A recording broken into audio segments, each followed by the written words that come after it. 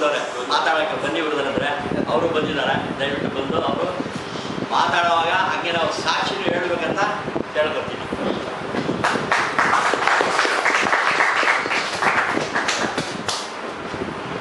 ಕರ್ತನಾದ ಯೇಸು ಕ್ರಿಸ್ತನ ಹೆಸರಿನಲ್ಲಿ ನಿಮ್ಮೆಲ್ಲರನ್ನ ಪ್ರಾರ್ಥನಾ ಕೂಟಕ್ಕೆ ನಾನು ಸ್ವಾಗತಿಸಿ ವಂದಿಸ್ತೇನೆ. ಘನತೆ, ಗೌರವ, ಮಾನ, ಮಹಿಮೆ, ಪ್ರಭಾವ, ಹೊಗಳಿಕೆ ಎಲ್ಲ ನಮ್ಮ ಕರ್ತನಾದ ಯೇಸು. ಹೊಗಳಿಕೆಗಾಗಲಿ ಹೊಗಳಿಸಿಕೊಳ್ಳುವುದಕ್ಕಾಗಲಿ ಮನುಷ್ಯರಾದ ನಮ್ಗೆ ಯಾವುದೇ ಯೋಗ್ಯತೆ ಇಲ್ಲ. ಕರ್ತನಾದ ಯೇಸು ಕ್ರಿಸ್ತನಿಗೆ ಮಾತ್ರ. ಈ ಸಮಯದಲ್ಲಿ ನಿಮ್ಮ ಮುಂದೆ ನಿಂತು ಮಾತನಾಡುವಷ್ಟು ಯೋಗ್ಯತೆ ನನಗಿಲ್ಲ. ಆದರೆ ಇವತ್ತು ನಾನು ಎಂಥವನಾಗಿದ್ದೇನೋ ಕರ್ತನ ಕೃಪೆಯಿಂದಲೇ ನಾನು ಇಂಥವನಾಗಿ ನಿಮ್ಮ ಮುಂದೆ ನಿಂತಿದ್ದೇನೆ. ದೇವರು ನನ್ನನ್ನು ಕರೆತಂದಲ್ಲಿ ನಿಲ್ಲಿಸಿದ್ದಾನೆ. ಇದು ನಾನು ಈ ಸ್ಥಳಕ್ಕೆ ಬರ್ತಿರುವಂಥದ್ದು 3ನೇ ಸಾರಿ. 1ನೇ ಸಾರಿ ನಾನು ಬಂದಾಗ ಕೆಳಗಡೆ ಮನೆಯಲ್ಲಿ ಪ್ರಾರ್ಥನೆ ಮಾಡ್ತಾ ಇದ್ರು. ಕಳೆದ 2-3 ತಿಂಗಳ ಹಿಂದೆ ಈ ಸ್ಥಳಕ್ಕೆ ಬಂದಿದೆ.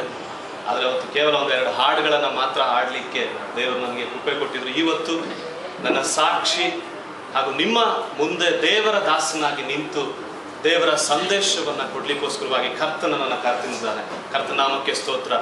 ಇದು ಅಂಕಲ್ ಅವ್ರು ಕರೆದ್ರು ಅಂತಾನೋ ಅಥವಾ ಬರಬೇಕನ್ನಂಥದ್ದಲ್ಲ. ಇದು ತಂದೆಯಾದ ದೇವರ ಚಿತ್ತ, ಆತನ ಯೋಜನೆ. ಇವತ್ತು ನಾನು ನಿಮ್ಮ ಮಧ್ಯದಲ್ಲಿ ನಿಂತಿರುವಂಥದ್ದು. ಇದನ್ನ ಕರ್ತನು ಜಗತ್ತುತ್ಪತ್ತಿಗೆ ಮುಂಚಿತವಾಗಿಯೇ ನನ್ನ ವಿಷಯದಲ್ಲಿ ಆತನ ಆಲೋಚನೆಯಲ್ಲಿ ಗರ್ಭಧರಿಸಿಕೊಂಡಂಥ ರೀತಿಯಲ್ಲಿ ಇವತ್ತು ನಿಮ್ಮ ಮಧ್ಯದಲ್ಲಿ ನನ್ನ ನಿಲ್ಲಿಸಿದ್ದಾನೆ. ನಿಮ್ಮ ಮುಂದೆ ನಿಂತುಕೊಳ್ಳುವಷ್ಟು ಯೋಗ್ಯತೆ ನನಗಿಲ್ಲ. ಯಾಕೆ ಅಂತ ಹೇಳಿದ್ರೆ, ನಾನು ಹುಟ್ಟು ಕ್ರೈಸ್ತದ ಕುಟುಂಬದಲ್ಲಿ ಬೆಳೆದಿದ್ರು. ನನ್ನ ತಂದೆ ಕ್ರೈಸ್ತರು, ತಾತ ಮುತ್ತಾತಂದ್ರೆಲ್ಲ ಕ್ರೈಸ್ತರಾಗಿದ್ರು. ಆದರೆ ನನ್ನ ತಾಯಿ ಮಾತ್ರ ಬ್ರಾಹ್ಮಣರು. ಚಿಕ್ಕ ಪ್ರಾಯದಿಂದಲೂ ಯೇಸು ಕ್ರಿಸ್ತನ ಬಗ್ಗೆ ಕಲಿತಾ ಬರ್ತಿದ್ರು. ಯವ್ವನ ಪ್ರಾಯಕ್ಕೆ ಬರುವಂಥ ಸಮಯದಲ್ಲಿ ನನ್ನ ಜೀವನ ಸ್ವಲ್ಪ ಬದಲಾಯಿತು. ಮೊಟ್ಟ ಮೊದಲನೇದಾಗಿ ನನ್ನ ಸಾಕ್ಷ್ಯವನ್ನು ಹಂಚಿಕೊಳ್ಳಿಕ್ಕೆ ಇಷ್ಟಪಡ್ತೇನೆ. ಅನಂತರವಾಗಿ ದೇವರ ಸಂದೇಶವನ್ನು ಕೇಳಲಿಕ್ಕೆ ಹೋಗುವ. ಚಿಕ್ಕಂದಿನಿಂದಲೂ ಒಳ್ಳೆ ವಾತಾವರಣದಲ್ಲಿ ಒಳ್ಳೆ ಗುಣನಡತೆಯಲ್ಲಿ ಬೆಳೆದಂಥ ವ್ಯಕ್ತಿ ಯವ್ವನ ಪ್ರಾಯಕ್ಕೆ ನಾನು ಬರುವಂಥ ಸಂದರ್ಭದಲ್ಲಿ ನನ್ನ ಜೀವಿತ ಬದಲಾಯಿತು. ಯಾವ ಕಾರ್ಯಗಳನ್ನು ಈ ಲೋಕದಲ್ಲಿ ನಾನು ಮಾಡಬಾರ್ದಾಗಿತ್ತೋ ಎಲ್ಲ ಕಾರ್ಯಗಳಲ್ಲಿ ನಾನು ತೊಡಗಿಸ್ಕೊಳ್ತಾ ಹೋಗ್ತಾ ಇದ್ದೆ. ಮೊಟ್ಟ ಮೊದಲನೇದಾಗಿ ನನ್ನ ಜೀವಿತದಲ್ಲಿ ಬಹಳವಾಗಿ ನನ್ನನ್ನು ಆಳ್ವಿಕೆ ಮಾಡಿದಂಥ ಒಂದು ಗುಣ ಕುಡಿಕತನ. ಈಗ ನನಗೆ ಹಬ್ಬಬ್ಬ ಅಂದರೆ ವಯಸ್ಸು ಎಷ್ಟಿರ್ಬೋದು ಅಂತ ಯಾರಾದರೂ ಹೇಳಲಿಕ್ಕೆ ಸಾಧ್ಯನಾ? ಅಂಕಲ್ ಕರೆಕ್ಟಾಗಿ ಹೇಳ್ಬಿಟ್ರು. ಈಗ ನನಗೆ 32ನೇ ವರ್ಷ ನಡೀತಿದೆ. ಈ 32 ವರ್ಷದ ಒಳಗಡೆ ಅಂದರೆ ಒಂದು 18 ವಯಸ್ಸಿನಿಂದ 26 ವರ್ಷದೊಳಗೆ ಈ ಲೋಕದಲ್ಲಿ ಯಾವ ಪಾಪದ ಜೀವಿತವಿದೆಯೋ ನಾನು ಅನುಭವಿಸದೇ ಇರತಕ್ಕಂಥ ಪಾಪದ ಕೃತ್ಯಗಳಿಲ್ಲ. ಕುಡಿಕತನ, ರೌಡಿಸಮ್, ಇದರ ಜೊತೆಯಲ್ಲಿ ಎಲ್ಲ ವಿಧದಲ್ಲಿ ಈ ಲೋಕದಲ್ಲಿ ಪಾಪದ ಜೀವಿತದಲ್ಲಿ ಬಿದ್ದು ತೊಳಲಾಡ್ತಾ ಇದ್ದಂಥ ಒಂದು ಸಮಯ.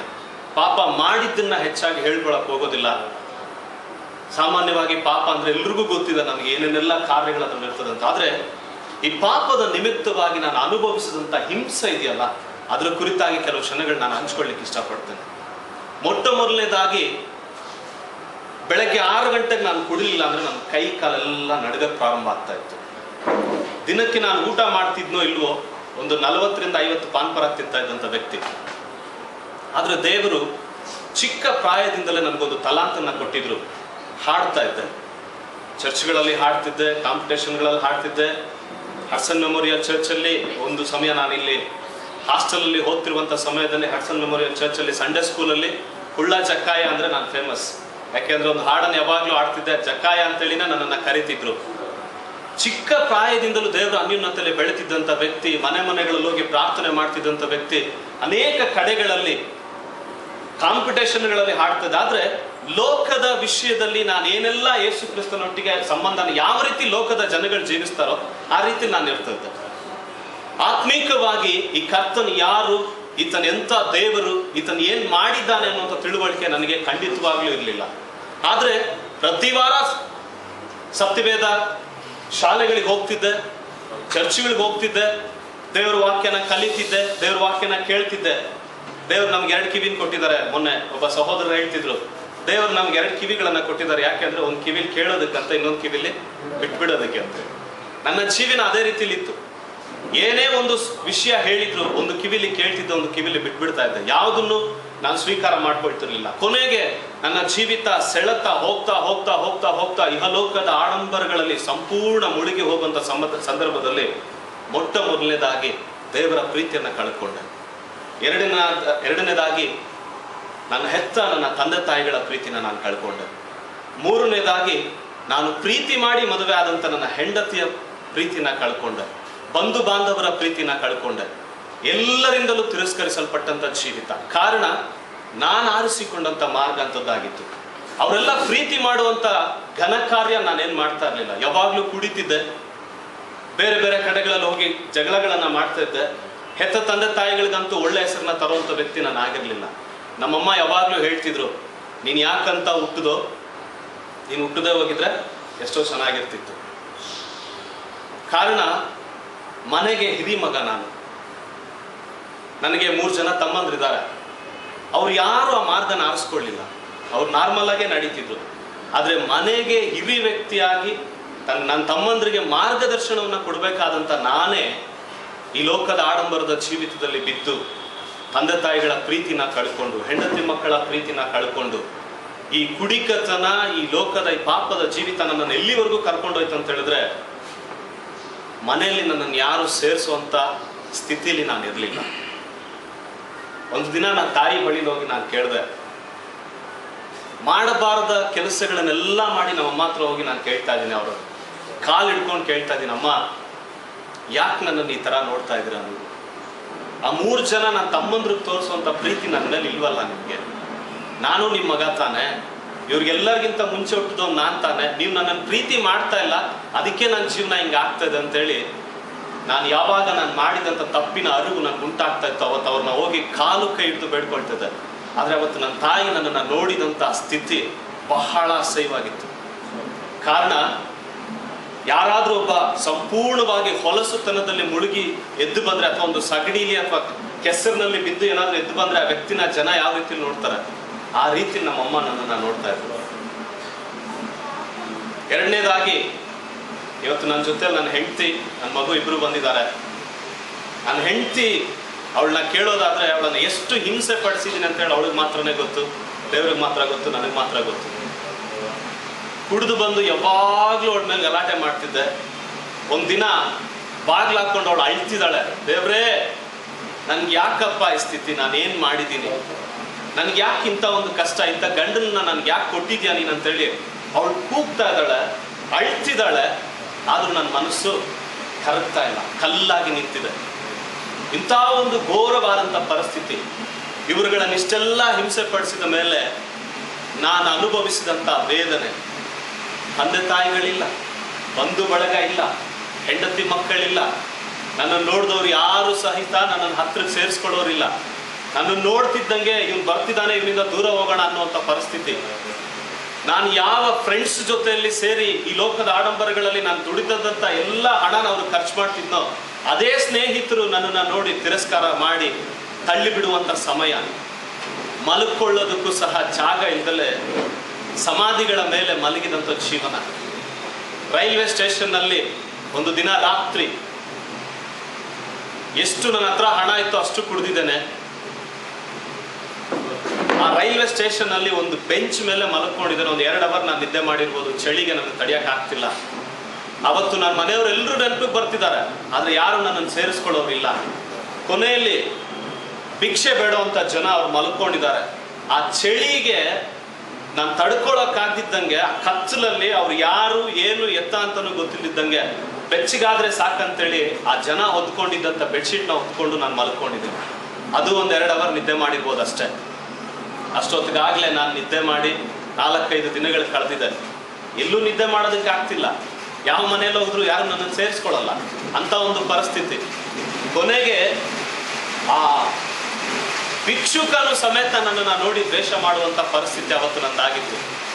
ಕಾರಣ, ಚಳಿಗೋಸ್ಕರ ನಾನು ಬಚ್ಚಿಟ್ಕೊಳ್ಬೇಕು ನನ್ನ ಮೈನ ಅಂತ ನಾನು ಹೋಗಿದ್ದೀನಿ. ಆದರೆ ಅವನ ಹೆಂಡತಿ ಪಕ್ಕದಲ್ಲಿ ನಾನು ಮಲಗಿಬಿಟ್ಟಿದ್ದೆ, ನನಗೆ ಗೊತ್ತಾಗಲಿಲ್ಲ ಕತ್ತಲ್ಲಿ.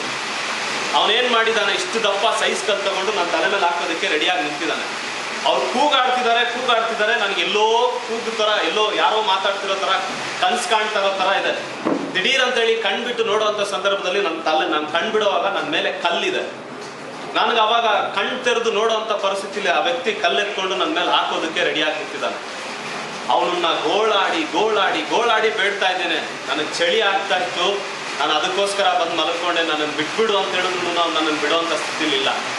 ಕೊನೆಗೆ ಅವನ ಹೆಂಡತಿ ಕೈ ಕಾಲು ಹಿಡ್ಕೊಂಡು, ಅಮ್ಮ ನೀನು ನನಗೆ ತಾಯಿ ಇದ್ದಂಗಿದೆಯಾ, ನನಗೆ ಅಕ್ಕ ಅಂತ ಏನೆಲ್ಲ ಹೇಳಿದ್ರು ಆ ಅಮ್ಮನೂ ನನ್ನ ಪರಿಸ್ಥಿತಿನ ಕೇಳುವಂಥ ಸ್ಥಿತಿಲಿಲ್ಲ. ಕೊನೆಗೆ ಅವ್ರ ಮುಂದೆ ಅಳ್ತಾ ಇದ್ದೀನಿ, ಅಷ್ಟು ಗೋಳಾಡ್ತಿದ್ದೀನಿ. ಅವ್ರು ನನ್ನ ಮೇಲೆ ಕನಿಕರ ಸುಮಾರು 1-1.5 ಗಂಟೆ ಅವ್ರ ಮುಂದೆ ಗೋಳಾಡಿದ ಮೇಲೆ ಆ ಸ್ತ್ರೀ ನನ್ನನ್ನು ನೋಡಿ ತನ್ನ ಗಂಡನಿಗೆ ಹೇಳ್ತಿದ್ದಾಳೆ, ಹೋಗ್ಲಿ ಬಿಡು, ಅವ್ನು ಅಷ್ಟೊಂದು ಕೇಳ್ಕೊಳ್ತಾ ಇದ್ದಾನೆ, ಏನೋ ಅವನು ಕಷ್ಟ ಆಗಿರಬೇಕು, ಅದಕ್ಕೆ ಹಿಂಗೆ ಆಗೋಗ್ತಿದೆ ಬಿಡು ಅಂತ ಹೇಳಿದ್ರೆ. ಆದರೆ ಗಂಡ ಏನು ಮಾಡಿಬಿಟ್ಟ, ಅವಳ ಹೆಂಡತಿಗೆ ನೀನು ಅಷ್ಟು ಸಪೋರ್ಟ್ ಮಾಡ್ತಾ ಇದೀಯ ಅಂತ ಅಂದ್ಬಿಟ್ಟು ಅಂದರೆ ಅವನಿಗೂ ನಿನ್ಗೇನೋ ಸಂಬಂಧ ಇದೆ ಅಂತ ಹೇಳೋ ಲೆಕ್ಕದಲ್ಲಿ ಅವರಿಬ್ಬರು ಗಲಾಟೆ ಸ್ಟಾರ್ಟ್ ಮಾಡಿಬಿಟ್ರು. ಸದ್ಯ ನಾನು ತಪ್ಪಿಸ್ಕೊಂಡ್ರೆ ಸಾಕಂತ ಅಲ್ಲಿಂದ ಓಡೋಗಿ ಎಲ್ಲಿ ಮಲಕ್ಕೊಳ್ಳಿ. ಪುನಃ ಸಮಾಧಿಗಳೇ ನನ್ನ ಜಾಗ ಆಗಿತ್ತು. ಇಂಥ ಒಂದು ಘೋರವಾದಂಥ ಪರಿಸ್ಥಿತಿಯಲ್ಲಿ ಎಲ್ಲ ಜನರಿಂದ ತಿರಸ್ಕರಿಸಲ್ಪಟ್ಟು ಬೇರೆ ಯಾವ ಮಾರ್ಗ ನನಗಿಲ್ಲ. ಕೊನೆಯಲ್ಲಿ ನಾನು ಆದುಕೊಂಡಂಥ ಮಾರ್ಗ ಸಾವು. ನಾನು ಸತ್ತೋದ್ರೇನೆ ಸರಿ, ಸಾಯಲಿಲ್ಲ ಅಂತ ಹೇಳಿದ್ರೆ ನನಗೆ ಈ ಲೋಕದಲ್ಲಿ ಬದುಕೋದಕ್ಕಾಗೋದಿಲ್ಲ. ಯಾಕೆ ಅಂತ ಹೇಳಿದ್ರೆ ಯಾರು ನನ್ನನ್ನು ಸೇರಿಸ್ಕೊಡಲ್ಲ. ಇವಾಗ ನಾನು ಯಾರ ಹತ್ರ ಹೋಗಿ ನನ್ನ ಕಷ್ಟನ ಹೇಳ್ಕೊಳ್ಳಿ, ಯಾರು ನನ್ನ ಕಷ್ಟನ ಕೇಳೋದಿಲ್ಲ ಅಂತ ಹೇಳಿ ಒಂದು ದಿನ ನಾನು ಆಗಲೇ ಮನೆ ಬಿಟ್ಟು ಸುಮಾರು 1 ವಾರ ಆಗಿತ್ತು. ನನ್ನ ಹೆಂಡತಿ ಮನೇಲಿಲ್ಲ, ಮನೇಲಿ ಯಾರೂ ಇಲ್ಲ. ನೇರ ಮನೆಯೊಳಕ್ಕೆ ಹೋಗಿದ್ದೇನೆ. ಮನೆ ಒಳಗಡೆ ಹೋಗಿ ಮನೇಲಿ ಒಂದು ಆ್ಯಂಗಲ್ಗೆ ಒಂದು ಬೆಡ್ಶೀಟ್ನ ತಗೊಂಡು ನೇಣು ಹಾಕ್ಕೊಳ್ಬೇಕಂತೇಳಿ ನಾನು ಗಂಟನ್ನೆಲ್ಲ ಹಾಕಿ ಕಟ್ಟಿಟ್ಕೊಂಡು ಫಸ್ಟು ಉಯ್ಯಾಲೆನೋ ಆಡಿ ನೋಡಿದೆ. ಗಂಟು ಗಟ್ಟಿಯಾಗಿದೆ ಅಂತೇಳಿ ಅದನ್ನು ಭದ್ರಪಡಿಸ್ಕೊಂಡು ಪುನಃ ನಾನೇನು ಮಾಡಿದೆ, ನಾನು ಕುತ್ತಿಗೆಗೆ ಹಾಕ್ಕೊಂಡೆ. ಆದರೆ ಈ ನೇಣು ಹಾಕ್ಕೊಳ್ಬೇಕಂತ ಹೋಗುವಂಥ ಉದ್ದೇಶನೂ ಒಂದಿತ್ತು. ಏನಂತ ಹೇಳಿದ್ರೆ, ನಾನು ಇವ್ರ ಪ್ರೀತಿನೆಲ್ಲ ನಾನು ಗಳಿಸ್ಕೋಬೇಕಲ್ಲ, ಇವರೆಲ್ಲ ಮತ್ತೆ ನನ್ನನ್ನು ಸೇರಿಸ್ಕೊಬೇಕಲ್ಲ, ಅದಕ್ಕೆ ಒಂದು ಡ್ರಾಮಾ ಆಡೋಣ ಅಂತೇಳಿ ನಾನು ಹೋಗಿದ್ದು, ಒಂದು ನಾಟಕ ಆಡ್ಬೇಕಂತೇಳಿ. ಆದರೆ ಆ ಸ್ಥಳದಲ್ಲಿ ನಿಂತ್ಕೊಳ್ಳುವಾಗ ನಾನು ಮಾಡಿದಂಥ ಒಂದೊಂದು ಅಕ್ರಮಗಳು ನನ್ನ ನೆನಪಿಗೆ ಬರೋವಾಗ, ನನ್ನ ಹೆಂಡತಿ ವಿಷಯದಲ್ಲಾಗಲಿ, ತಂದೆ ತಾಯಿಗಳ ವಿಷಯದಲ್ಲಾಗಲಿ, ಬಂಧುವರ್ಗದವರ ವಿಷಯಗಳಲ್ಲಾಗಲಿ ನಾನು ಮಾಡಿದಂಥ ಒಂದೊಂದು ಪಾಪ ನನ್ನ ನೆನಪಿಗೆ ಬರೋವಾಗ, ನನ್ನನ್ನು ಇವರು ಪ್ರೀತಿ ಮಾಡಿದ್ರು, ನನ್ನನ್ನು ಸ್ವೀಕಾರ ಮಾಡಿದ್ರು ನನಗೆ ಮರ್ಯಾದೆ ಇರೋದಿಲ್ಲ ಅಂತ ಹೇಳಿ ನಾನೇನು ಮಾಡಿದೆ, ಸತ್ತೋಗ್ಬಿಡೋದೇ ಲೇಸು. ಸತ್ತೋದ್ರೆ ನನ್ನನ್ನು ತುಂಬ ಪ್ರೀತಿ ಮಾಡ್ತಾರೆ, ಇವ್ರು ಪ್ರೀತಿ ಮಾಡ್ತಾರೆ, ನನಗೋಸ್ಕರ ಅಳ್ತಾರೆ ಇವರು ಅಂತ ಹೇಳ್ಬಿಟ್ಟು ತೀರ್ಮಾನ ತಗೊಂಡು ನಾನೇನು ಮಾಡಿದೆ, ನೇಣು ಹಾಕ್ಕೊಳ್ಳೋಕ್ಕೆ ಅಂತೇಳಿ ನಿಂತೆ. ನೇಣು ಹಾಕ್ಕೊಂಡು ನಾನು ಆ ಬೆಡ್ಶೀಟ್ನ ನಾನು ಕುತ್ತಿಗೆಗೆ ಹಾಕ್ಕೊಂಡಿರುವಂಥ ಸಮಯದಲ್ಲಿ 2 ಸ್ವರ ನನಗೆ ಕೇಳಿಸ್ತಿದೆ. ನನ್ನ ಹತ್ತಿರ ನಿಂತು ನನ್ನ ಸಂಗಡ ಯಾರೋ ಮಾತಾಡ್ತಿರುವಂಥ 2 ಸ್ವರ. ಒಂದು ಸ್ವರ ಹೇಳ್ತದೆ, ನೀನು ತಪ್ಪು ಮಾಡಿದ್ಯಾ, ಕ್ಷಮಾಪಣೆ ಇದೆ, ನೀನು ಎಲ್ಲರ ಹತ್ರ ಹೋಗಿ ನಾನು ತಪ್ಪು ಮಾಡಿದ್ದೇನೆ, ನನ್ನನ್ನು ಕ್ಷಮಿಸಿ ಅಂತೇಳಿ ನೀನು ಕೇಳ್ಕೊಂಡು ನಿನ್ನನ್ನು ಸ್ವೀಕಾರ ಮಾಡ್ತಾರಂತ ಒಂದು ಸ್ವರ ಹೇಳ್ತಿದ್ರೆ, ಇನ್ನೊಂದು ಸ್ವರ ಹೇಳ್ತಾ ಇದೆ, ಬೇಡ, ನೀನು ಬದುಕಿದ್ರೆ ಪ್ರಯೋಜನ ಇಲ್ಲ, ನಿನ್ನನ್ನು ಯಾರು ಸೇರಿಸ್ಕೊಳ್ಳಲ್ಲ, ಸತ್ತೋಗ್ಬಿಟ್ಟಿನೀಗ ಅಂತ. ಸುಮಾರು ಒಂದು 10 ನಿಮಿಷಗಳ ಸಮಯ ಇದೇ ರೀತಿಯಾದಂಥ ಹೋರಾಟ ನಡೀತಿದೆ.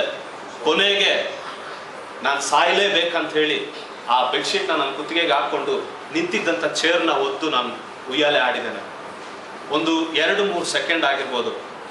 ಅದಕ್ಕೆ ಮುಂಚೆ ಉಯ್ಯಾಲೆ ಆಡಿ ಚೆಕ್ ಮಾಡಿದಂಥ ಗಂಟು ತಾನಾಗಿ ಕಳಿಸ್ಕೊಂಡು ಕೆಳಗಡೆ ಬಿತ್ತು.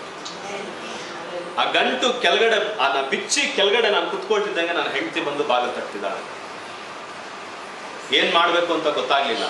ಆ ಬೆಡ್ಶೀಟ್ನೆಲ್ಲ ಹಂಗೆ ತೆಗೆದು ಆ ಕಡೆ ಹಾಕ್ಬಿಟ್ಟು ಹೋಗಿ ಬಾಗಿಲು ತೆಗೆದೆ.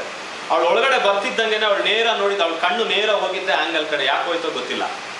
ಇವನೇನೋ ಮಾಡ್ತಿದ್ದಾನೆ ಅನ್ನೋಂಥ ಅನುಭವ ಅವಳಿಗಾಯ್ತು. ಅವತ್ತು ಇಡೀ ರಾತ್ರಿ ನಾನು ಏನು ಮಾಡಬೇಕು ಅಂತ ಗೊತ್ತಿಲ್ಲದಂಗೆ ಈ 2 ಸ್ವರ ಮಾತ್ರ ನನಗೆ ಬೆಳಗಿನ ಜಾವ 4 ಗಂಟೆ ತನಕ ನನ್ನ ಕಿವಿಲಿ ಗುಯ್ಗುಡ್ತಾನೆ ಇದೆ. ಏನಂತ ಹೇಳಿದ್ರೆ, ನೀನು ತಪ್ಪು ಮಾಡಿದ್ಯಾ, ಕ್ಷಮಾಪಣೆ ಕೇಳ್ಕೊಂತ ಒಂದು ಸ್ವರ. ಆದರೆ ಇನ್ನೊಂದು ಸ್ವರ ಹೇಳ್ತಾ ಇದೆ, ಇಲ್ಲ ನೀನು ಸತ್ತೋಗು ಅಥವಾ ಊರು ಬಿಟ್ಟು ಎಲ್ಲಾದ್ರೂ ಹೋಗ್ಬಿಡು ಅಂತೇಳಿ ನನಗೆ ಸಾಯೋದಕ್ಕೇನೆ ಪ್ರೇರೇಪಣೆ ಕೊಡ್ತಾ ಪಕ್ಕದಲ್ಲಿ ನಿಂತು ಯಾರೋ ನನ್ನನ್ನು ಹೇಳ್ಕೊಡ್ತಿರುವಂಥ ರೀತಿಯಲ್ಲಿ ಫೋರ್ಸ್ ಮಾಡ್ತಿದ್ದಾರೆ ನನ್ನನ್ನು. ಇಡೀ ರಾತ್ರಿ ಈ ಹೋರಾಟದಲ್ಲಿ ಹೋರಾಡಿ ಒಂದು ಕಡೆ ನಾನು ನನ್ನ ಹೆಂಡತಿ ನೋಡ್ತಾ ಇದ್ದೇನೆ, ಮನಸ್ಸಲ್ಲಿ ಹೇಳ್ತಾ ಇದ್ದೇನೆ, ನಿನಗೆ ಮದುವೆ ಮಾಡ್ಕೊಂಡು ಬಂದೆ, ನಿನಗೆ ನಾನೇನು ಕೊಡೋಕ್ಕಾಗಲಿಲ್ಲ, ನಾನು ನಿನಗೆ ಬಿಟ್ಟು ಹೋಗ್ತಾ ಇದ್ದೀನಿ. ನನ್ನ ದೊಡ್ಡ ಮಗ ಇವತ್ತು ನನ್ನ ಜೊತೆಲಿ ಬಂದಿಲ್ಲ, ಆ ಮಗು ಅವ್ನು ಮಲಗಿದ್ರೆ ಅವನ್ನ ನೋಡಿ ಹೇಳ್ತಾ ಇದ್ದೀನಿ, ನೀನು ಚಿಕ್ಕದಿಂದ ನಾನು ನಿನ್ನನ್ನು ಪ್ರೀತಿಯಿಂದ ನೋಡ್ಕೊಳಕ್ಕಾಗಲಿಲ್ಲ, ಇವತ್ತು ನಾನು ನಿನ್ನ ಜೊತೆಲಿ ಇರಲ್ಲ, ನಾನು ಇವತ್ತು ನಿನ್ನನ್ನು ಬಿಟ್ಟು ಹೋಗ್ತಾ ಇದ್ದೀನಿ ಅಂತೇಳಿ. ಒಂದು ಕಡೆ ಇವರಿಬ್ಬರನ್ನ ನೋಡಿ ಕಣ್ಣೀರು, ಒಂದು ಕಡೆ ಅಳ್ತಾ ಇದ್ದೀನಿ, ಇನ್ನೊಂದು ಕಡೆ ಎದ್ದು ಹೋಗೋದಕ್ಕೂ ರೆಡಿ ಆಗ್ತಾ ಇದ್ದೀನಿ. ಆದರೆ ಎರಡು ಸ್ವರಗಳು ನನ್ನ ಕಿವಿಲಿ ಗುಯ್ಗುಡ್ತಾನೆ ಇದೆ. 4 ಗಂಟೆ 20 ಅಥವಾ 25 ನಿಮಿಷ ಆಗಿರ್ಬೋದು. ನಾನು ಕುಳಿತುಕೊಂಡಿದ್ದಂಥ ಸ್ಥಳದಲ್ಲೇ ಕೈ ನಿಂಗಿಟ್ಕೊಂಡು ಕೂಗಿದಂಥ ಒಂದು ಸ್ವರ, ದೇವ್ರೆ ನಾನೇನು ಮಾಡಲಿ. ನಾನು ಕೂಗಿದಂಥ ಒಂದೇ ಒಂದು ಸ್ವರ, ನನಗೆ ಅರಿವಿಲ್ಲದ ರೀತಿಯಲ್ಲಿ ನಾನು ದೇವರನ್ನ ಕೂಗ್ತಾ ಇದ್ದೇನೆ, ನಾನೇನು ಮಾಡಲಿ. ಇಡೀ ರಾತ್ರಿ ಬಂಧು ವರ್ಗಗಳು ನನ್ನನ್ನು ಕೈ ಬಿಟ್ಟು ಹೋಗಿದ್ರು, ತಂದೆ ತಾಯಿಗಳಿಂದ ಹೋದ್ರು, ಹೆಂಡತಿ ಮಕ್ಕಳು ಯಾರು ನನ್ನನ್ನು ಪ್ರೀತಿ ಮಾಡುವಂಥ ಸ್ಥಿತಿಯಲ್ಲಿ ನಾನು ಇರಲಿಲ್ಲ. ಆದರೆ ಕರ್ತನಾದ ಯೇಸು ಕ್ರಿಸ್ತ ಆ ಹೊತ್ತು ನನ್ನನ್ನು ಮುಟ್ಟದೆ ಹೋಗಿದ್ದರೆ ಇವತ್ತು ಈ ಸ್ಥಿತಿಯಲ್ಲಿ ನಾನು ನಿಂತ್ಕೊಳ್ಳಿಕ್ಕೆ ಸಾಧ್ಯನೇ ಇಲ್ಲ. ಆ ರಾತ್ರಿ ದೇವರು ನನ್ನನ್ನು ಮುಟ್ಟಿ, ದೇವ್ರೆ ನಾನು ಏನು ಮಾಡಲಿ ಅಂತ ಕೇಳ್ಕೊಳ್ಳುವಂಥ ಒಂದು ಸಂದರ್ಭದಲ್ಲಿ ಕಣ್ಣು ಮುಚ್ಚೇ ಇದ್ದೀನಿ, ನನ್ನ ಕಣ್ಣಿಂದ ನೀರು ಹರಿತಾನೆ ಇದೆ. ಈ ಪವಿತ್ರಾತ್ಮನು ತಾನೇ ನನಗೆ ಪಾಪದ ಅರುಹನ್ನು ಹುಟ್ಟಿಸಿ ನ್ಯಾಯ ತೀರ್ಪಿನ ಕುರಿತಾದಂಥ ತಿಳುವಳಿಕೆ ನನ್ನಲ್ಲಿ ಉಂಟು ಮಾಡಿ ನನ್ನ ಕಣ್ಮುಂದೆ ಒಂದೊಂದು ಪಾಪನ ದೇವರು ತರ್ತಿದ್ದಾನೆ. ಒಂದು ಪಿಕ್ಚರ್ ಬಂದ ರೀತಿ ನಾನು ಮಾಡಿದಂಥ ಪಾಪಗಳು ನನ್ನ ಕಣ್ಮುಂದೆ ಬರ್ತಾ ಇದೆ. ಆ ಕಣ್ಮುಂದೆ ಬರ್ತಾ ಇದೆ, ಹೌದಪ್ಪ ನಾನು ಈ ತಪ್ಪನ್ನ ಮಾಡಿದ್ದೀನಲ್ಲ ಅಂದ್ರೆ ಅದು ಹಾಗೆ ಹೊರಟೋಗ್ತಿದೆ. ಇನ್ನೊಂದು ಬರ್ತಿದೆ, ಹೌದು ಈ ತಪ್ಪನ್ನು ನಾನು ಮಾಡಿದ್ದೀನಲ್ಲ ಅಂತೇಳಿ ಗೋಳಾಡುವಾಗ ಅದು ಸೈಡ್ಗೆ ಹೋಗ್ತದೆ. ಯಾಕೆಂದ್ರೆ ದೇವರ ವಾಕ್ಯ ಹೇಳ್ತಿದೆ, ನಿನ್ನ ಪಾಪವು ಕಡು ಕೆಂಪಾಗಿದ್ದರು ಹಿಮದಂತೆ ಬೆಳ್ಳಗಾಗುವಂತೆ ನಾನು ಮಾಡ್ತೀನಿ. ಅದು ಕಿರಿ ಮಂಜು ಬಣ್ಣದಲ್ಲಿದ್ದರು ಅದು ಹುಣ್ಣೆಯಂತೆ ಬೆಳ್ಳಗಾಗ್ತದೆ ಅಂತ ಹೇಳಿ ವಾಗ್ದಾನ ಮಾಡಿದಂತ ನನ್ನ ದೇವರು ನಂಬಿಗಸ್ತು. ಎಲ್ಲರೂ ಕೈ ಬಿಟ್ರು. ನಾನು ಇಷ್ಟಪಟ್ಟು ಅವರಿಂದ ಏನೋ ಗಳಿಸ್ಕೊಳ್ಬೇಕಂತೇಳಿ ಮಾನವರ ಪ್ರೀತಿಯನ್ನ ಪಡ್ಕೊಳ್ಳಿಕ್ಕೋಸ್ಕರವಾಗಿ ಓಡಿ ಓಡಿ ಓಡಿ ಓಡಿ ಪಟ್ಟಂತ ಪ್ರಯಾಸ ಆವತ್ತಿಗೆ ಕೊನೆಗಾಣಿಸಿದಂಥ ದೇವರು ತಾನು ನನ್ನನ್ನು ಎಷ್ಟು ಹೆಚ್ಚಾಗಿ ಪ್ರೀತಿ ಮಾಡಿದ್ದಾನೆ ಅನ್ನೋದನ್ನ ತೋರಿಸ್ಕೊಡು. ಮಾತ್ರವಲ್ಲದೆ ಆವತ್ತಿನ ದಿನದ ತನಕ ನನ್ನ ಹತ್ರ ಏನೂ ಇರಲಿಲ್ಲ. ಆದ್ರೆ ಯಾವತ್ತು ಯೇಸು ಕ್ರಿಸ್ತನು ನನ್ನನ್ನ ತನ್ನ ಮಗನಾಗಿ ತನ್ನ ದಾಸನಾಗಿ ಆರಿಸಿ ತೆಗೆದುಕೊಂಡನೋ ಇವತ್ತಿನ ತನಕ ಈ ಕರ್ತನು ತನ್ನ ಕೃಪೆಯನ್ನು ಅನೇಕ ವಿಧಗಳಲ್ಲಿ ನೀಡಿ ಇಲ್ಲಿಯ ತನಕ ನನ್ನ ನಡೆಸ್ತಿದ್ದಾನೆ. ಸುಮಾರು ಒಂದು 12-13 ವರ್ಷಗಳ ಕನಸು, ನಾನು ಕ್ಯಾಸೆಟಲ್ಲಿ ಹಾಡಬೇಕು, ನಾನೊಬ್ಬ ಹಾಡುಗಾರನಾಗಿ ಗುರುತಿಸಲ್ಪಡ್ಬೇಕಂತೇಳಿ ಏನೆಲ್ಲ ಪ್ರಯಾಸ ಪಟ್ಟೆ ಅಂತ ಹೇಳಿದ್ರೆ, ಸಿನಿಮಾ ಆರ್ಕೆಸ್ಟ್ರಾಗಳಲ್ಲಿ ಹೋಗಿ ಆಡಿದೆ, ಕೊನೆಯಲ್ಲಿ ನಮ್ಮದೇ ಆದಂಥ CSI ಸಭೆಗಳಲ್ಲಿ ಹೋಗಿ ಬೇಳಾಡಿದ್ದೀನಿ. ನನಗೊಂದು ಅವಕಾಶ ಕೊಡಿ, ನಾನು ಈ ಸ್ಟೇಜಲ್ಲಿ ನಿಂತು ಹಾಡ್ತೇನೆ ಅಂತ, ಒಂದು ಅವಕಾಶ ಕೊಡಿ ಅಂತೇಳಿ. ಆದರೆ ಆಗ ಚಿಕ್ಕ ಹುಡುಗ ಇನ್ನೇನು ಹಾಡ್ತಾನೆ ಅನ್ನೋ ಲೆಕ್ಕದಲ್ಲಿ ನೋಡ್ತಿದ್ದಂಥ ಸ್ಥಿತಿ. ಹೋಗಿ ಬೇಲಾಡ್ತಾ ಇದ್ದೆ, ಅನೇಕ ಕಡೆಗಳಲ್ಲಿ ಬೇಲಾಡಿದ್ದೆ ನಾನು, ಆದರೆ ಎಲ್ಲೂ ಸಿಗ್ಲಿಲ್ಲ. ಯಾವಾಗಾದ್ರೆ ಈ ಕರ್ತನು ನನ್ನನ್ನು ಆರಿಸಿ ತೆಗೆದುಕೊಂಡನು, ಈ ಪಾಪದ ಅರುಹನ್ನು ನನ್ನಲ್ಲಿ ಉಂಟು ಮಾಡಿ ನಾನು ಯಾರು, ನನ್ನ ಯೋಗ್ಯತೆ ಏನು, ನಾನು ಎಂಥವನು ಎಂಬುದಾಗಿ ನಾನು ಗ್ರಹಿಸಿಕೊಳ್ಳುವಂತೆ ನನ್ನ ಕಣ್ಣುಗಳನ್ನು ತೆರೆದು ಈ ದೇವರನ್ನು ಆತುಕೊಳ್ಳುವಂತೆ ಮಾಡಿದಂತೆ ಈ ಕರ್ತನು ತಾನೇ ಕೇವಲ 3 ತಿಂಗಳಲ್ಲಿ ಎಲ್ಲೋ ಇದ್ರು ಆ ವ್ಯಕ್ತಿ, ಅವ್ರು ನನ್ನನ್ನು ಹುಡುಕೊಂಡು ನಮ್ಮ ಊರಿಗೆ ಬಂದು, ನೀವು ನಮ್ಮ ಕ್ಯಾಸೆಟಲ್ಲಿ ಒಂದು ಹಾಡನ್ನು ಆಡಿ ಅಂತೇಳಿ ನನ್ನನ್ನು ಕರೆದು, ಒಂದು ಹಾಡು ಆಡ್ಬೇಕಂತೇಳಿ ಅವ್ರ ಜೊತೆಲಿ ಹೋದಂತ ನಾನು ಆ ಕ್ಯಾಸೆಟಲ್ಲಿ ಮೈನ್ ಸಿಂಗರ್ ಆಗಿ ದೇವರು ನನ್ನನ್ನು ಆರಿಸ್ಕೊಂಡ್ರು. ಆ ಕ್ಯಾಸೆಟಲ್ಲಿ ಸುಮಾರು 6 ಹಾಡುಗಳನ್ನ ಆಡ್ಲಿಕ್ಕೆ ದೇವರು ನನಗೆ ಕೃಪೆ ಮಾಡಿಕೊಟ್ರು. ಈ ಹೊತ್ತು ಅನೇಕ ಕಡೆಗಳಲ್ಲಿ ನಾನು ನಂಬಲಿಕ್ಕೂ ನಾನು ಊಹಿಸ್ಲಿಕ್ಕೂ ಅಸಾಧ್ಯ ಅಂತಂತ ದೊಡ್ಡ ದೊಡ್ಡ ಸೇವಕರುಗಳೆಲ್ಲ ಸ್ಟೇಜ್ ಕೆಳಗಡೆ ಕೂತಿದ್ದಾರೆ. ಯಾವ ಯೋಗ್ಯತೆ ಇಲ್ಲದಂತ ಅಲ್ಪ ಮಾನವನ್ನ 5,000-6,000 ಜನ, ಅವ್ರು ಯಾರಂತ ನನಗೆ ಗೊತ್ತಿಲ್ಲ, ಅಷ್ಟು ಮಮತೆ ಅಷ್ಟು ಪ್ರೀತಿಯಿಂದ ನನ್ನನ್ನು ಸ್ವೀಕಾರ ಮಾಡಿಕೊಳ್ಳುವಂತೆ ಈ ಕರ್ತನ ಪಾದಗಳನ್ನ ಮುಟ್ಟಿದವರು, ಈ ಕರ್ತನನ್ನ ಕಣ್ಣಿಂದ ನೋಡಿದಂತ ವ್ಯಕ್ತಿಗಳು, ಅಂತಂತ ದೊಡ್ಡ ದೊಡ್ಡ ಸೇವಕರುಗಳು ಅವರೆಲ್ಲ ಕೆಳಗಡೆ ಕೂತಿದ್ದಾರೆ. ಒಬ್ಬನೇ ಒಬ್ಬ ವ್ಯಕ್ತಿನ ಒಬ್ಬನೇ ಸ್ಟೇಜ್ ಮೇಲೆ ನಿಂತು ಕಣ್ಮುಚ್ಚಿ ದೇವರನ್ನ ಆರಾಧನೆ ಮಾಡ್ತಿದ್ದೆ.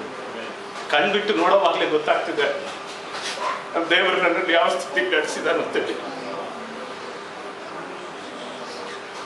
ಆತನ ಮುಂದೆ ನಿಂತುಕೊಳ್ಳುವಂತೆ ಯೋಗ್ಯತೆ ನನಗಿಲ್ಲ. ಕೇವಲ ಮಣ್ಣು, ಕೇವಲ ಬೂದಿ, ಧೂಳು. ಇವತ್ತು ದೇವರು ನನ್ನನ್ನು ಉಪಯೋಗಿಸಿ ಅನೇಕ ಜನಗಳನ್ನ ಈ ಕರ್ತನ ಕಡೆಗೆ ಕರ್ತರ್ಲಿಕ್ಕೆ ಆತ ನನ್ನ ಕೃಪೆಯನ್ನು ಕೊಡ್ತಾ ಇದ್ದಾನೆ. ಈ ದೇವರನ್ನೇ ಅರಿಯದೇ ಇದ್ದಂತ ವ್ಯಕ್ತಿ ಇವತ್ತು ಯಾರು ನನ್ನಂತೆ ಕುಡುಕತನದಲ್ಲಿ ಈ ಲೋಕದ ವ್ಯವಹಾರಗಳಲ್ಲಿ ಸಿಲುಕಿಕೊಂಡು ಹೋಗ್ತಿದಾರೋ ಅಂತ ಯೌವನಸ್ಥ ಮಕ್ಕಳನ್ನ ನನ್ನ ಕರ್ತನಾದ ಯೇಸು ಕ್ರಿಸ್ತನ ಕಡೆಗೆ ಕರ್ತರ್ಲಿಕ್ಕೆ ದೇವರನ್ನ ಆರಿಸ್ಕೊಂಡಿದ್ದಾನೆ, ಉಪಯೋಗಿಸ್ತಿದ್ದಾನೆ. ಕರ್ತನ ನಾಮಕ್ಕೆ ಸ್ತೋತ್ರವಾಗಲಿ. ಈ ಸಾಕ್ಷಿ ಇದು ದೇವರ ನಾಮದ ಮಹಿಮೆಗಾಗಿ ಮಾತ್ರ. ಇವತ್ತು ಈ ದೇವರ ಪ್ರಸನ್ನತೆ, ಈ ದೇವರ ಸಾನ್ನಿಧ್ಯ, ಈ ಕ್ರಿಸ್ತನ ಪ್ರೀತಿ ಏನೆಂಬುದನ್ನ ಅನುಭವದಿಂದ ಸವಿದು ನೋಡುವಂತೆ ಕರ್ತ ನನಗೆ ಕೃಪೆ ಮಾಡಿಕೊಟ್ಟಿದ್ದಾನೆ. ಮಾತ್ರವಲ್ಲದೆ ಅನೇಕ ಕಡೆಗಳಲ್ಲಿ ಒಬ್ಬ ಪ್ರವಾದಿಯನ್ನಾಗಿಯೂ ದೇವರು ನನ್ನನ್ನು ಉಪಯೋಗಿಸ್ಕೊಳ್ತಿದ್ದಾನೆ. ಕೆಲವು ವ್ಯಕ್ತಿಗಳ ಮನೆಯೊಳಕ್ಕೆ ಹೋಗುವಂತ ಸಂದರ್ಭದಲ್ಲಿ ಈ ವ್ಯಕ್ತಿಗಳ ಮನೆಯಲ್ಲಿ ಇಂಥದ್ದೇ ಸಮಸ್ಯೆ ಇದೆ ಅಂತ ಹೇಳಿ ದೇವರು ನನ್ನ ಜೊತೆ ಮಾತಾಡಿ ಅವರು ದೇವರನ್ನ ಕಂಡುಕೊಳ್ಳುವಂತೆ ಕೃಪೆ ನೀಡಿ ನನ್ನನ್ನು ಆ ರೀತಿ ನಡೆಸ್ತಿದ್ದಾನೆ. ಕೆಲವು ಕಡೆಗಳಲ್ಲಿ ಸಂದೇಶ, ಕೆಲವು ಕಡೆಗಳಲ್ಲಿ ಹಾಡನ್ನ ಹಾಡ್ತಿರುವಂತ ಸಮಯದಲ್ಲಿ ಅನೇಕ ಜನರ ಹೃದಯಗಳಲ್ಲಿ ಅಲುಗು ನೆಟ್ಟುವಂತೆ ಮಾಡಿ ಪವಿತ್ರಾತ್ಮನು ತಾನೇ ತನ್ನ ಕಡೆಗೆ ತನ್ನ ಜನರನ್ನ ತಿರುಗಿಸ್ಕೊಳ್ತಿದ್ದಾನೆ. ನಾನು ಕೇವಲ ನೆಪ ಮಾತ್ರ, ಆತನ ಪಾತ್ರೆ. ಇವತ್ತು ಆತನ ಪಾತ್ರೆಯಾಗಿ, ಆತನ ದಾಸನಾಗಿ ನಾನು ಇಲ್ಲಿ ನಿಂತಿದ್ದೇನೆ ನಿಮ್ಮ ಮುಂದೆ. ಅದಕ್ಕಾಗಿ ಕರ್ತನ ನಾಮಕ್ಕೆ ನಾನು ಸ್ತೋತ್ರವನ್ನ ಸಲ್ಲಿಸ್ತೇನೆ. ಒಂದು ಹಾಡನ್ನ ನಾನು ಹಾಡ್ಲಿಕ್ಕೆ ಇಷ್ಟಪಡ್ತೇನೆ, ದೇವರ ನಾಮದ ಮಹಿಮೆಗಾಗಿ. ಒಂದು ತೆಲುಗು ಹಾಡನ್ನ ಹಾಡಿಕೊಂಡು ಕರ್ತನ ನಾಮವನ್ನು ಘನಪಡಿಸುವ ಹಾಡು ಈ ರೀತಿಯಲ್ಲಿ ಹೇಳ್ತದೆ: ಎಂಚಲೇನಯ್ಯ ವರ್ಣಿಂಚಲೇನಯ್ಯ నీ ప్రేమను వివరించలేనయ్య మంచిలేదయ్య నాలోన యేసయ్య ಎಂಬುದಾಗಿ ಒಂದು ಹಾಡು ಈ ರೀತಿಯಲ್ಲಿ ಹೇಳ್ತದೆ. ಈ ಕರ್ತನ ಪ್ರೀತಿಗೆ ಸಾಟಿ ಇಲ್ಲ. ಈ ಹಾಡುಗಾರನ ಈ ರೀತಿಯಲ್ಲಿ ಹೇಳ್ತಾನೆ: తల్లిదండ్రుల ప్రేమ కన్నా విలువైనది, బంధువర్గ ప్రేమ కన్నా బలమైనది, భార్యాభర్తల ప్రేమ కన్నా గొప్పది నీ ప్రేಮ ಎಂಬುದಾಗಿ ಈ ಕರ್ತನ ಪ್ರೀತಿಯನ್ನು ಹೊಗಳಿ ಹಾಡ್ತಿದ್ದಾನೆ. ಒಂದು ಹಾಡನ್ನು ಹಾಡಿ ಕರ್ತನ ನಾಮವನ್ನು ಘನಪಡಿಸಿ ಅನಂತರವಾಗಿ ನಾವು ವಾಕ್ಯ ಸಂದೇಶಕ್ಕಾಗಿ ಹೋಗುವ. ఎంచలేనయ్యా వర్ణించలేనయ్యా నీ ప్రేమను వివరించలేనయ్యా మంచి లేదయ్యా నాలోన యేసయ్యా నించిన నీ ప్రేమకు సాటి లేదయ్యా ఎంచలేనయ్యా వర్ణించలేనయ్యా